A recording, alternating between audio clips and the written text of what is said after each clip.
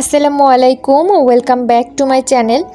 সবাই নিশ্চয়ই অনেক ভালো আছেন। আমি আজকে মিল্ক জেলো পুডিংয়ের একটা সহজ রেসিপি আপনাদের সাথে শেয়ার করব।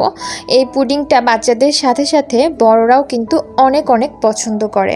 তো চলুন দেখা যাক কিভাবে আমি এই পুডিংটা তৈরি করছি। আমি প্রথমে জেলি বানিয়ে নিব। জেলি বানানোর জন্য এখানে একটা পাত্রে আমি 1 গ্লাস পানি নিয়ে নিয়েছি আর 1 কাপ চিনি নিয়ে নিয়েছি। এখানে আমি আগার পাউডার দিয়ে নিব 1 চা চামচ। বেশি পরিমাণে আগার পাউডার দেওয়ার কিন্তু কোনোই দরকার নেই। অনেকে আছে অনেক বেশি পরিমাণে আগার পাউডার ব্যবহার করেন। এখানে 1 চা চামচ আগার পাউডার দিলেই কিন্তু যথেষ্ট। তো সব উপকরণগুলো ভালো করে মেশানোর পরে আমি চুলার আঁচটা ধরিয়ে দিয়েছি। চুলায় 5 থেকে 7 মিনিটের মতো এটা রান্না করে নিতে হবে। খুব ভালোভাবে নাড়াচাড়া করে 5 থেকে 7 মিনিট রান্না করলেই আপনারা দেখবেন এটা একটু আঠালো ভাব চলে এসেছে। এখন এখানে আমি 2টা একই রকম বাটি নিয়ে নিয়েছি। একই রকম বাটির মধ্যে আমি সমান পরিমাণে এই জেলিটা সেট করে নিব। আমি একটা চামচের সাহায্যে এই পানির মিশ্রণটা দিয়ে দিচ্ছি। এখানে জেলি বানানোর জন্য আমি 2টা ফুড কালার ব্যবহার করেছি। আমার কাছে সবুজ আর অরেঞ্জ 2টা কালারই ছিল। আপনাদের বাসায় যদি আরও 4-5 রকমের ফুড কালার থাকে আপনারা পুডিংয়ের জন্য জেলি বানিয়ে নিতে পারেন। তো আমি সবুজ ফুড কালারটা দিয়ে ভালো করে মিশিয়ে নিয়েছি। এখানে আমি অরেঞ্জ ফুড কালারটা দিয়েও খুব ভালো করে মিশিয়ে নিব। এখন এটা সেট করার জন্য 10 মিনিটের মতো আমি রেখে দিব। ফ্রিজে রাখার কোনো দরকার নেই, নর্মালে রাখলেই এটা সেট হয়ে যাবে। আর তারপর আমি চুলায় আবারও চলে এসেছি। একটা পাত্রে আমি 1/2 লিটার গরুর দুধ নিয়ে নিয়েছি। 1 কাপের মতো চিনি নিয়ে নিয়েছি আর আগার পাউডার নিয়ে নিব 1 চা চামচ। সব উপকরণগুলো আবারও খুব ভালোভাবে মিশিয়ে নিতে হবে। চুলার জালটা ধরানোর আগেই কিন্তু ঠান্ডা অবস্থায় এই উপকরণগুলো মিশিয়ে নিতে হবে। খুব ভালোভাবে মেশানো হয়ে গেলে চুলার জালটা ধরিয়ে দিতে হবে।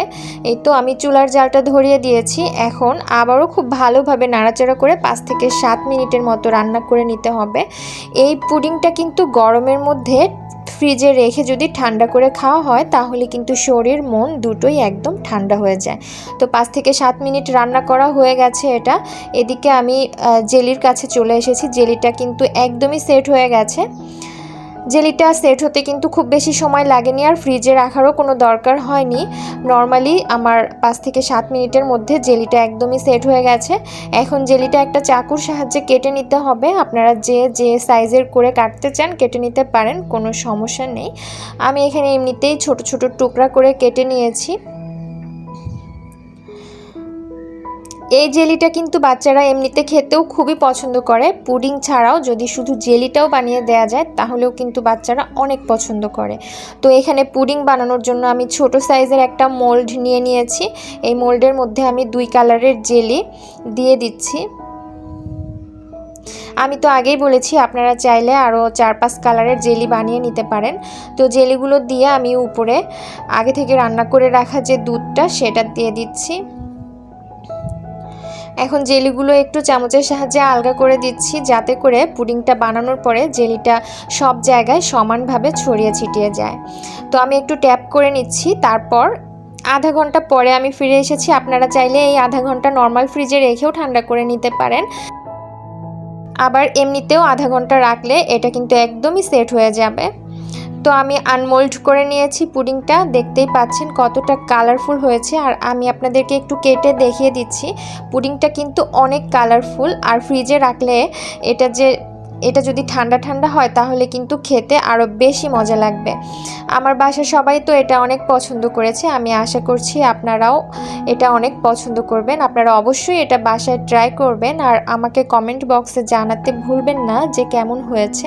আর আমার ভিডিওটা ভালো লাগলে অবশ্যই লাইক, কমেন্ট এবং শেয়ার করে দিবেন। আমার চ্যানেলটা সাবস্ক্রাইব করে আমার পাশে থাকবেন। আর আপনারা চাইলে আমাকে ফেসবুকে ফলো করতে পারেন। ফেসবুক পেজের লিঙ্কটা আমি ডেসক্রিপশন বক্সে দিয়ে দিয়েছি। আজকের ভিডিওটা এখানেই শেষ করছি। আল্লাহ হাফেজ।